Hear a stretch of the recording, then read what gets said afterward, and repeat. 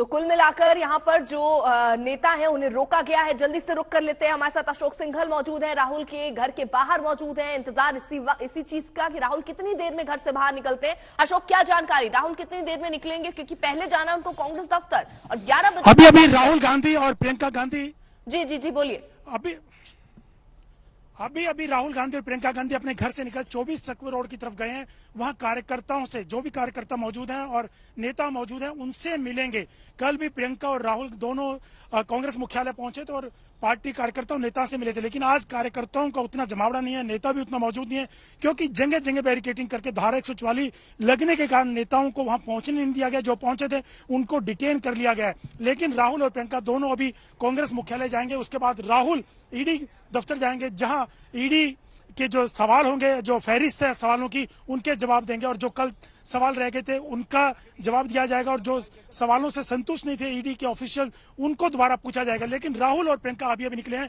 प्रियंका गांधी करीब 9 बजे यहां राहुल गांधी के घर पहुंच गई थी, तब से अभी तक राहुल गांधी के साथी और दोनों के दोनों एक ही गाड़ी में कांग्रेस मुख्यालय 24 अकबर रोड पहुंचने वाले हैं और वहां तमाम पार्टी नेता कार्यकर्ताओं से मिलेंगे। और आज फिर कांग्रेस के जो नेता और कार्यकर्ता, उनका यही एक प्लान था कि ईडी के दफ्तर तक वो मार्च करें, सत्याग्रह करें। लेकिन उससे पहले आज कांग्रेस कार्यकर्ताओं नेताओं को पुलिस ने इकट्ठा नहीं होने दिया, उनको लगातार डिटेन किया जा रहा है, जगह जगह बैरिकेडिंग की गई है।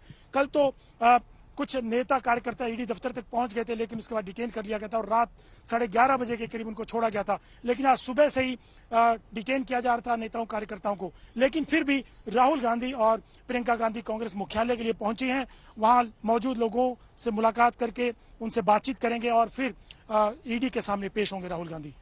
बिल्कुल, तो यानी बड़ी खबर इस वक्त की, राहुल गांधी और प्रियंका गांधी अपने आवास से निकल चुके हैं, उनके साथ प्रियंका गांधी भी मौजूद थी और सीधे वो रुक कर रहे हैं पहले कांग्रेस दफ्तर का, जहां पर जो कार्यकर्ता है कांग्रेस पार्टी के वो मौजूद हैं। वहां विरोध प्रदर्शन इस बात को लेकर चल रहा है कि जो भी राहुल गांधी के साथ हो रहा है वो सही नहीं हो रहा है। लेकिन आज ईडी के सामने उनको पेश होना है। दूसरे दिन की ये पूछताछ है, कल भी पूछताछ हुई, 8.5 घंटे से ज्यादा पूछताछ चली। वहीं आज एक बार फिर से पूछताछ होनी है। दोबारा पूछताछ के लिए थोड़ी देर में, यानी 11 बजे का वक्त है जब राहुल गांधी को ईडी दफ्तर पहुंचना है। कांग्रेस मुख्यालय यानी कांग्रेस दफ्तर जहां पर इस वक्त राहुल गांधी मौजूद है, वहां से ईडी दफ्तर की जो दूरी है वो करीबन 1 किलोमीटर की है। तो जाहिर तौर पर 15 से 20 मिनट वो कार्यकर्ताओं के साथ बिताना चाह रहे होंगे, उनसे बात करना चाहेंगे और उसके बाद ईडी दफ्तर के लिए निकलेंगे। कल भी ऐसी तस्वीरें आई थी कि सभी को रोक दिया गया था, क्योंकि राहुल क्योंकि पैदल ही ईडी दफ्तर की तरफ गए थे। बहुत सारे कार्यकर्ता उनके साथ जाना चाह रहे थे, लेकिन वहां केवल राहुल को जाने की इजाजत देते हुए बैरिकेडिंग कर दी गई थी और सबको रोक दिया गया था। लेकिन उसके बावजूद कल तस्वीरें हमने देखी थी कि कार्यकर्ता बैरिकेड को पार करने की कोशिश कर रहे थे, उसको गिराने की कोशिश कर रहे थे, जिसके बाद उन्हें वहां से हटाया गया। 400 से ज्यादा बताया जा रहा है जो कार्यकर्ता है कांग्रेस के, उनको हिरासत में लिया गया।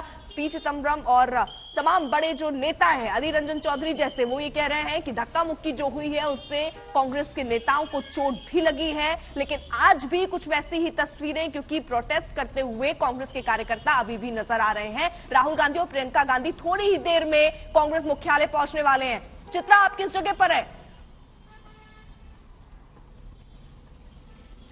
देखिए, मैं बिल्कुल कांग्रेस दफ्तर यहीं से पास में है, चूंकि जगह जगह बैरिकेड्स लगाकर रोके गए हैं। यहाँ पर मैं दिखाना चाहूंगी कई ऐसे हिस्से हैं जहां से अब मीडिया की एंट्री भी वहां के लिए बंद की जा चुकी है। यही एक ऐसा हिस्सा है लाल बहादुर शास्त्री स्मृति के पास वाला, जहां पर मीडिया की एंट्री भी बैन कर दी जा चुकी है। लेकिन इसी रास्ते से होते हुए बिल्कुल सामने ही कांग्रेस पार्टी का दफ्तर है और इसी रास्ते से होते हुए बाईं तरफ मेरे जाएंगे तो वहां पर ईडी का दफ्तर है, जहां पर राहुल गांधी से एक बार फिर से आज पूछताछ होनी है। देखिए, सबसे ज्यादा महत्वपूर्ण कई ऐसे सवाल कल हुए थे राहुल गांधी से जिसका संतोषजनक जवाब वो नहीं दे पाए थे। उनमें से कई ऐसे यंग इंडिया को लेकर आखिर उसमें उनकी हिस्सेदारी कैसे हुई, जो शेयर उन्होंने हासिल किए उसके लिए पैसे उन्होंने कहां से इकट्ठा किए थे, क्या विदेशों में भी उनकी कोई संपत्ति है, बैंक अकाउंट्स को लेकर जानकारी की आपके कितने बैंक अकाउंट है। कई ऐसे सवाल हैं जिनका जवाब तलाशने में यहाँ पर ईडी की टीम लगातार लगी हुई है। लेकिन बेहद महत्वपूर्ण है, 2012 से ये मामला चलता हुआ चला आ रहा है, लेकिन ईडी के पास जून 2014 में पहुंचा था जब सरकार बदल गई थी और तब से लेकर आज तक ईडी लगातार पूरे मामले को खंगाल रही है।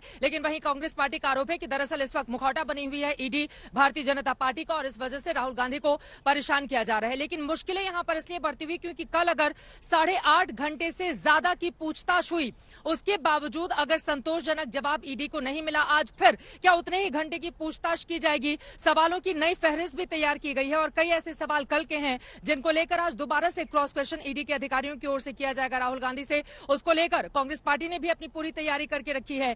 एक बार फिर से ताकत दिखाए जाने की कोशिश, क्योंकि सुबह सुबह हम सब ने देखा रणदीप सुरजेवाला ने प्रेस कॉन्फ्रेंस करके कैसे बीजेपी पर निशाना साधा कि बीजेपी एक ऐसी वॉशिंग मशीन है कि दूसरे दलों में अगर नेता रहते हैं तो वहां पर दागदार होते हैं और वही नेता बीजेपी में आ जाते हैं तो पाक साफ हो जाते हैं। इसको लेकर लगातार ईडी के ऊपर निशाना साध रही है कांग्रेस पार्टी। लेकिन यकीनन यंग इंडिया को लेकर जो सवाल हैं, राहुल गांधी को संतोषजनक आंसर देना ही होगा ताकि न सिर्फ ईडी के अधिकारियों को बल्कि देश को भी वो संतुष्ट कर पाए। देखिए, ताकत दिखाना राजनीतिक तौर से अपने आप में एक अलग बात है, लेकिन जब ईडी और इनकम टैक्स डिपार्टमेंट किसी मामले की जांच कर रही हो, उस जांच को लेकर आपने सुप्रीम कोर्ट का दरवाजा भी खटखटाया हो, वहां से भी इसको लेकर किसी भी तरह की रोक नहीं लगाई गई हो, तो यकीनन ये पूरा का पूरा मामला गंभीर हो जाता है। इसी वजह से इंतजार किया जा रहा है राहुल गांधी जब आज ईडी अधिकारियों के सामने बैठेंगे तो कल के सवालों को एक बार फिर से क्रॉस क्वेश्चन, क्योंकि कल और आज के जवाब में क्या किसी तरह का अंतर है।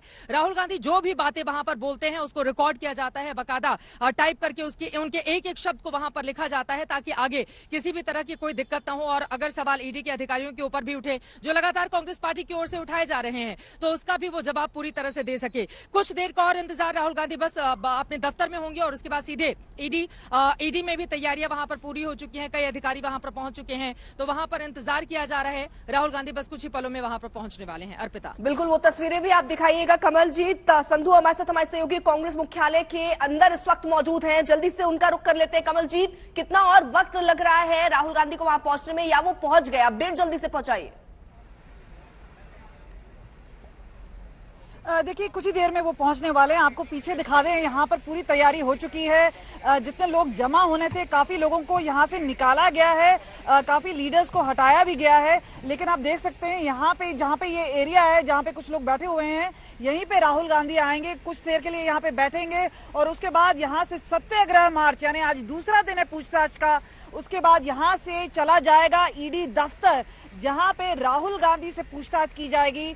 रणदीप सुरजेवाला जहां पे थोड़ी देर पहले यहीं पे प्रेस कॉन्फ्रेंस कर रहे थे, उन्होंने सवाल उठाए हैं। उन्होंने कहा है कोई एफआईआर नहीं है, कोई केस नहीं है, उसके बावजूद उन्हें बुलाया जा रहा है, उन्हें प्रताड़ित किया जा रहा है। उन्होंने कहा क्योंकि कई सवाल उठा रहे हैं राहुल गांधी, चाहे वो गरीबी को लेकर हो, चाहे एम्प्लॉयमेंट को लेकर हो, चाहे गलवान को लेकर हो, तो कई ऐसे सवाल हैं जिनका जवाब मोदी सरकार देना नहीं चाहती।